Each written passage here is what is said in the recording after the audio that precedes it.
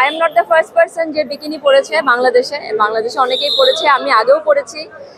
So আমি যখন miss universe কম্পিটিশনে ছিলাম আমি তখনই নিজের কাছে নিজে প্রমিস করেছি যে এর পরবর্তীতে যত কন্টেস্টেন্ট যাবে আমি প্রত্যেকটা কন্টেস্টেন্টকে হেল্প করবো, বিকজ আমি এক্সপিরিয়েন্স এবং আমি ওখানে দেখে এসেছি এবং আমি অনেক কিছু শিখেও এসেছি।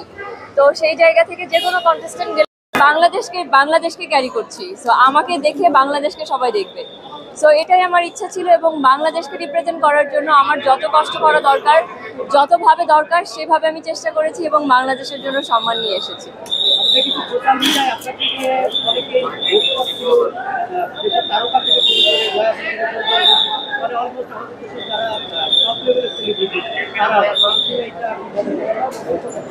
আমি বলবো এটা আমার জন্য অনেক বড় পাওয়া। প্রথম সারির সেলিব্রিটি থেকে শুরু করে সাধারণ মানুষ পর্যন্ত আমি অনেককে দেখেছি লাইভে এসে আমার জন্য কান্না করছে। এটা আমার জন্য অনেক বড় পাওয়া এবং তারা যে এভাবে আমার উপর বিশ্বাস করেছে এবং চিন্তা করেছে যে আমি বাংলাদেশের জন্য কিছু করে নিয়ে আসতে পারবো, আমার কাছে মনে হয়েছে এত কষ্ট করার পরে এটাই আমার সার্থকতা। তো এই যে জার্নিটা, মানে আমরা যেখানে দেখলাম যে মার্কিং এর দিক থেকে আমরা টপ 5 এ আছি, তো এটা আসলে কেমন লাগে? আসলে বললে অনেক কিছুই বলতে পারি, বাট যেহেতু আমি part of miss universe family, so অনেক কিছু আমি বলতে পারবো না। বাট এতটুকু বলতে পারবো, বাংলাদেশের হয়ে যতটুকু পজিশন নিয়ে আসা সম্ভব, যতটুকু সর্বোচ্চ রেজাল্ট নিয়ে আসা সম্ভব আমি করেছি। বাট বাংলাদেশ বিধায় আমাদেরকে আরও অনেক বেশি কাজ করতে হবে, অনেক বেশি এগিয়ে যেতে হবে, সো দ্যাট যেন বাংলাদেশ থেকে পরবর্তী যে কন্টেস্ট্যান্ট যায় তারা আরও বেশি ভালো মার্ক পায় এবং তারা ভালো জায়গায় যায়। আর এটা এমন একটা প্রতিযোগিতা যে প্রতিযোগিতায় 50 বছর 60 বছর চেষ্টা করেও মানুষ পজিশন পায় না। অনেক বড় বড় কান্ট্রি আছে যেগুলি আপনারা দেখলে হয়তো বা দেখতে পারবেন যে তারা পজিশন পায় নাই 50 বছরে 60 বছরে। তো সেটার জন্য অনেক কাজ, বিজনেস ওয়াইজ রিলেশনশিপ থাকতে হয় মিস ইউনিভার্সের সাথে, একটা দেশের সাথে মিস ইউনিভার্সের রিলেশনশিপ থাকতে হয়, মানে গভর্নমেন্টের সাথে, এবং দেশের নাগরিকদেরকে অনেক এগিয়ে আসতে হয়, যেটা আমি পেয়েছি। তো আমরা ওয়ান স্টেপ অ্যাহেড। বাট আমি আশা করছি পরবর্তীতে যেসব কন্টেস্ট্যান্ট যাবে তাদেরকে আমরা হেল্প করতে পারবো এবং আমরা এবার দেখিয়ে দিয়েছি যে আমরা বাঙালিরা একসাথে হলে এবং একসাথে কোনো কিছু জয়ী হতে চাইলে কি করতে পারি। I think that's what we prove. যারা আমাকে ভোট দিয়েছে তারা আমাকে ভোট দেয় নাই, বাংলাদেশকে ভোট দিয়েছে। এবং আমি তানজিয়া জামান মিথিলাকে রিপ্রেজেন্ট করতে যাইনি, আমি বাংলাদেশকে রিপ্রেজেন্ট করতে গিয়েছি এবং বাংলাদেশের ফ্ল্যাগকে রিপ্রেজেন্ট করতে গিয়েছি। তো আমরা দেখিয়ে দিয়েছি যে আমরা দেশকে কত ভালোবাসি, দেশের গৌরব বয়ে আনার জন্য আমরা কি করতে পারি। তো এটাই আমাদের আসলে ঐক্যবদ্ধতা।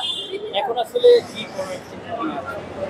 এই মুহূর্তে যেহেতু আমি miss universe title holder, so অবশ্যই আমি আমার দেশের মানুষের জন্য কাজ করতে চাই, যেটা আমার নিজের চ্যারিটি আছে, রাইজিং স্টার চ্যারিটি, যেটা আমি 2016 থেকে কাজ করছি, যেটার আন্ডারে, এবং আমি অনেক মানুষকে হেল্প করেছি এবং I will continue my work, I will continue my journey.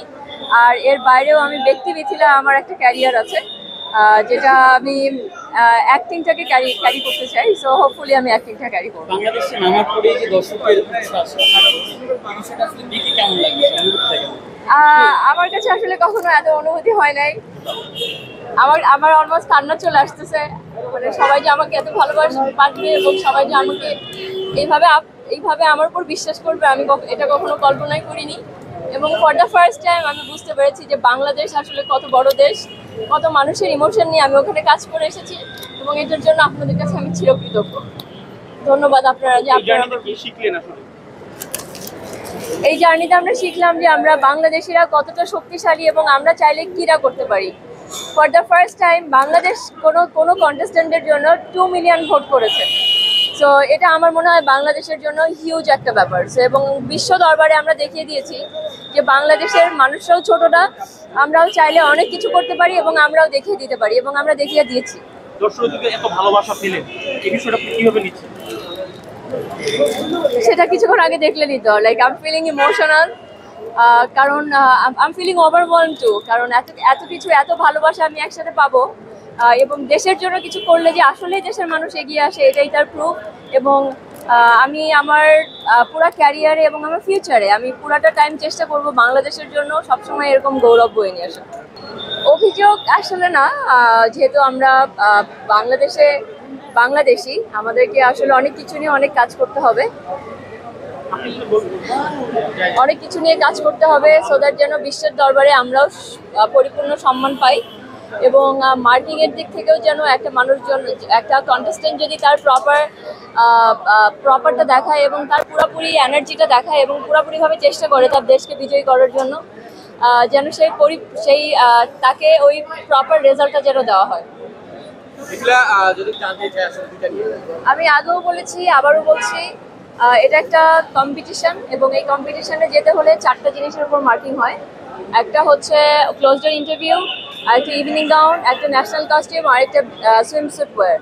তো এই 4টার উপরে যেহেতু মার্কিং হয়, এই 4টা জিনিস যদি আপনি ঠিক করে রিপ্রেজেন্ট না করতে পারেন তাহলে আপনার মার্কিং কাটা যাবে এবং আপনি টপ 30 এবং টপ 1, টপ 5, টপ 12 কোনো কিছু হতে পারবেন না।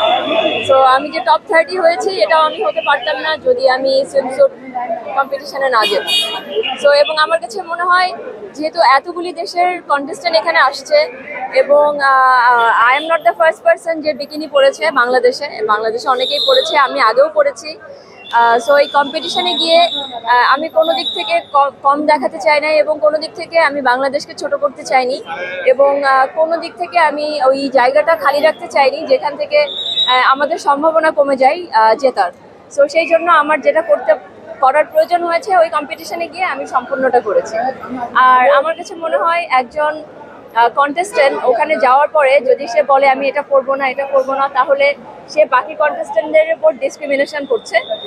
সে ওখানেই দেখাচ্ছে যে আমি জাজমেন্টাল এবং ওরা করছে আমি করি না, আমি সুপিরিয়র।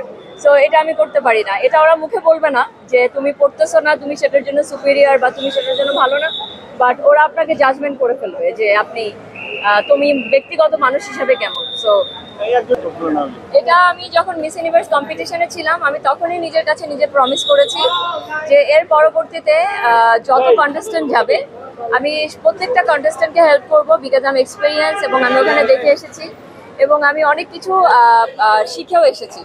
তো সেই জায়গা থেকে যে কোনো কন্টেস্টেন্ট গেলে তার অনেক হেল্পের প্রয়োজন এবং একজন এক্সপিরিয়েন্স মানুষের সাহায্য প্রয়োজন, আদারওয়াইজ একটা দেশকে সে জয়ী করতে পারবে না। এবং এটা আমার দায়িত্ব as a miss universe Bangladesh যে কন্টেস্টেন্ট যাবে তাকে হেল্প করা এবং আমি সবসময় হেল্প করবো যেই যাক না কেন।